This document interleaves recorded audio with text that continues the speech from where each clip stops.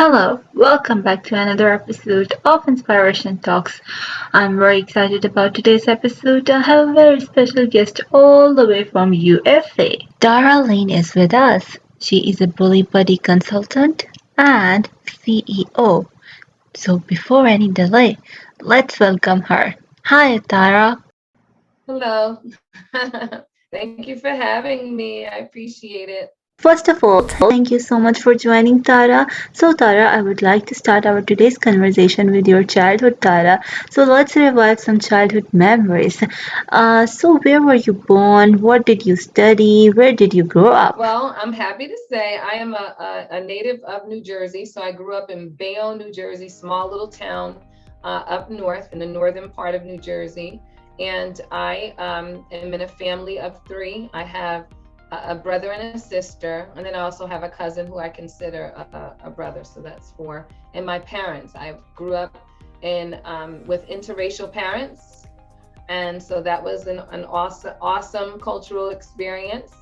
And studying, I just, adolescence, I went to private school. I went to a Catholic school where that's where my bullying journey really began, which we could talk about that in another question. But that's where it began. And I'm here today pursuing my mission. So, what was your favorite subject when you were a kid? My favorite subject was English because I write. I'm a writer, so I always loved English. Any favorite childhood memory? Actually, when we went to Virginia Beach, and there's a bridge, a very long and big bridge, and it's called the Chesapeake Bay Bridge in Virginia.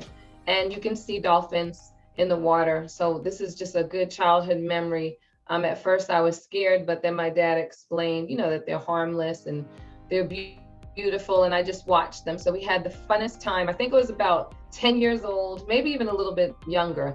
And that was just one of my favorite times. My family took a vacation there. That's great. So, did you have any fear of anything? A fear that I had when I was a child was the fear of the dark. And right now, that fear, because it was never addressed as a child, it now manifested into a fear of flying.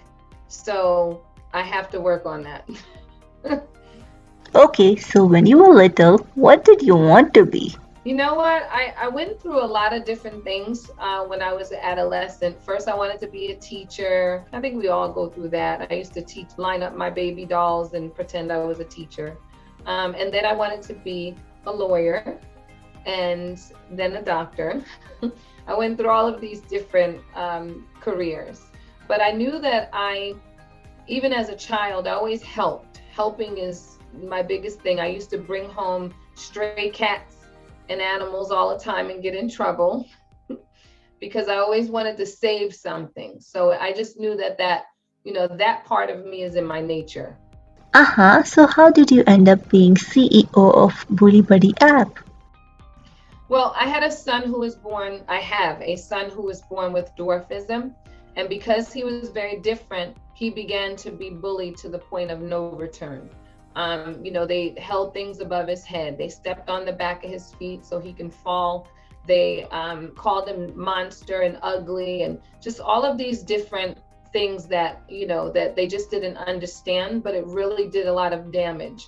And so that's where it began the journey for me. When he came home with missing skin from the children stepping on the back of his feet and making him fall, taking his lunch money. And I wrote this book. This is, the tiny but mighty. The Little Prince is my son.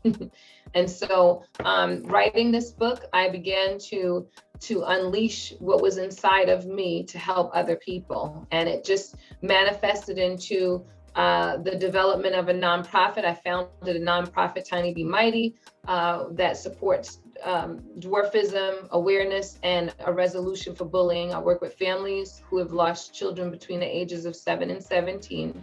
And then it just manifested into a partnership, some investors, and then like a really amazing company. And that's when the intellectual properties began, a few years back to create this app. And I did that. And now we're here. I also have a curriculum as well. We're here with an answer and a resolution to bullying. Okay, so what difficulties did you face while making this app? Oh my goodness. Making an app is not easy. How about that one? So just the different, since you have a technical background, it's all of the different like bugs and just different things that can go wrong on the developmental end when they say, oh, it'll be done in 5 days, and then it's like 5 months. All of it keeps getting pushed back because technology, like people, I want to say this, if you have a quality app, like there's a lot of apps out there, but it doesn't mean that they're quality and that they can withstand millions of downloads. That takes a lot of work. And so I would say that was the challenge. Everything else was really a fun, cool experience. Yeah. How long did it take to publish the app? Okay, so it took about 9 months, and we were told 9 weeks. Okay, that was longer. So did you face any challenge while making this? So, you know what? I would say the only challenge is you have to have a wonderful marketing plan to push whatever it is that you have. That's number one.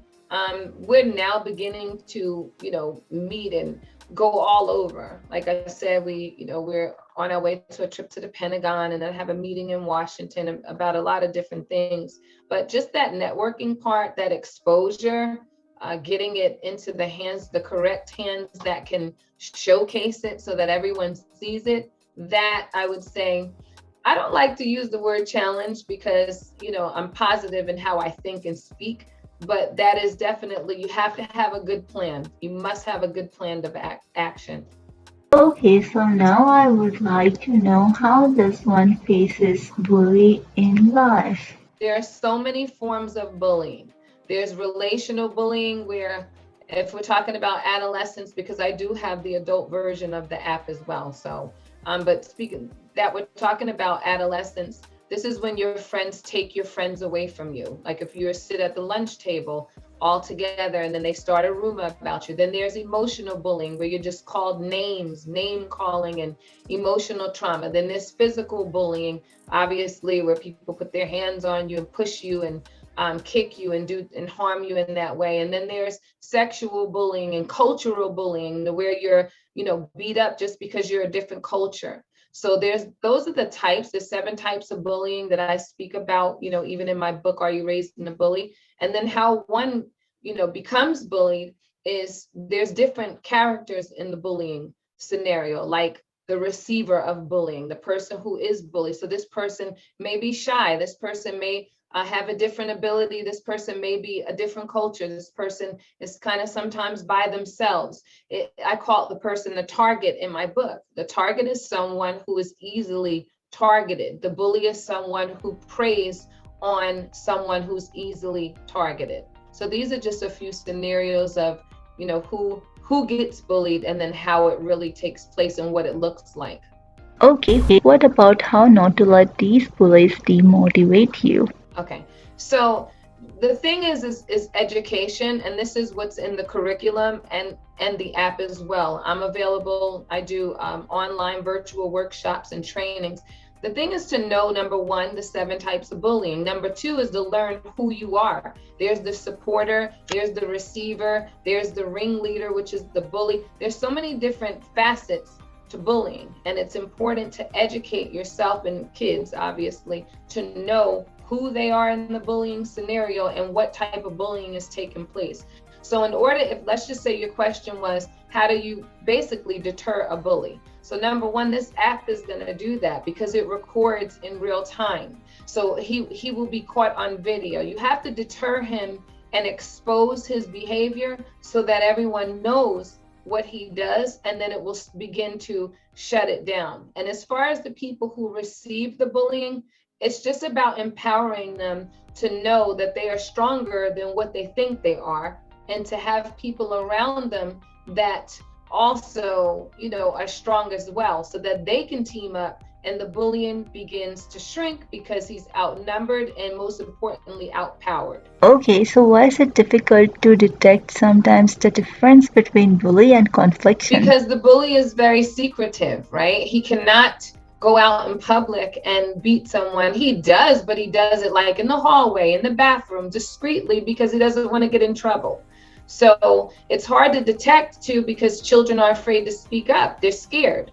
right? Women are afraid to speak up when they're being violated. We know that. In the workplace, people don't want to lose their jobs, but they know that they're being bullied. So it's just about regulating that fear and turning that fear into power so that you speak up and speak out. That's what our whole mission is about, is to really speak up and speak out and then deter the bully from everything that he's trying to do. Okay, so do you think bullying should be considered as part of crime? I do. I think in some cases, and this is what I have a goal to actually run for office. And I would like to get laws passed that are mandatory, that it is considered a crime or even a misdemeanor when someone pushes someone into bullying to where it makes them take their life. I mean, I on this journey have met families who have lost children as early as 7 years old that committed suicide because another group of children or child made them feel less than enough to take their lives. So in that case, I do believe that it should be considered a crime. Now, there are certain stages of development, obviously, where kids pick on each other. And quite frankly, if it's done, where it's moderated or, where it's monitored, excuse me, where it's less than a moderate amount of it, then that's a little bit to where you can build your character, build a tough skin, so to speak, is what we call it in society. And that's how you can learn how to deal with different types of relationships with people. Okay, so now I would like to know how to stop bullying at schools and in workplaces. So stopping bullying becomes, once again, my app, you must have a tool where you're getting the evidence, because you said something very important in your other question, right? How come it's not known, or how do they get away with it? Because they hide it, right? So, and people don't speak up, and because they're afraid. So removing that fear to speak up and speak out is going to be really, really paramount in eradicating this. And then also too, once again, training people on the different types, just like adolescents. If you don't know what relational bullying is, you can't report it. And it's setting up a safe work climate and a safe school climate, having policies and procedures that people sign off on, like contracts, like this is the protocol once this rule is broken. We have to set new standards and we have to hold people accountable. That's why we're losing people. Mm-hmm. So does everyone needs anti-bullying training? Everyone needs training. Corporations, I offer that as well. Corporations need training. School staff need training. Teachers need training. And even the kiddos, the children involved in adolescence in the workplace, there needs to be that in the policies and procedures. And we need to call it, I want to say this because it is a worldwide, and I'm so, like I said, this is a blessing to just speak with you and have you be in another country, because we want this message to be worldwide. I'm sure you know in your country, how certain things people are treated at the workplace or not, or because you're a woman or because you're a minority or what have you. I know you can identify with that, but it all comes from education. And so I think it's just a general question, should I say, and I think that we all need to be educated on this and call it exactly what it is. It is bullying. Okay, so how's your career progressing right now? What struggles did you overcome by to be the one who you are today? Well, the challenge, I mean, just in general, I was bullied myself. So I was bullied. I was an overweight child. And I also was an interracial child in a primarily all white school. And so that right there, set me up for challenges in general.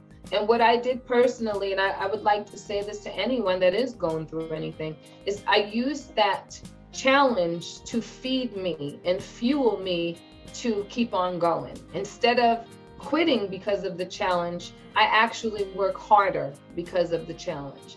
And I think that's where I and why I see my breakthrough. Okay, so now let's move towards let's imagine and inspire. So if you win a lottery ticket, for example, infinite amount of money, how will you spend it? Well, the first thing I want to do seriously is open up centers throughout the United States, and they're called life centers, and then have them go worldwide. And these centers are training and empowerment centers.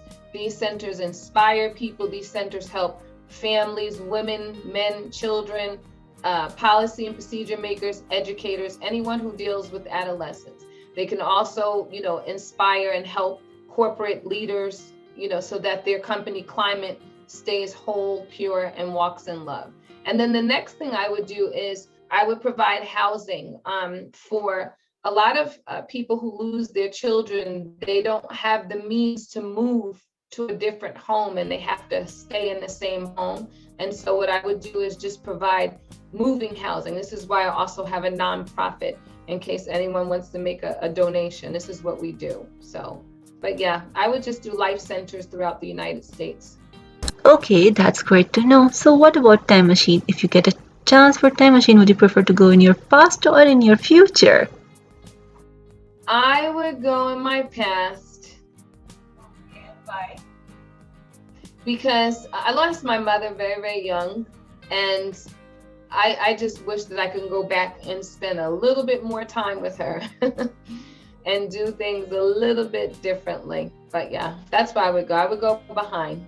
So if money wasn't a factor, then how would you have spent your time? Oh, if money wasn't a factor, I would be all over the world spreading this message around.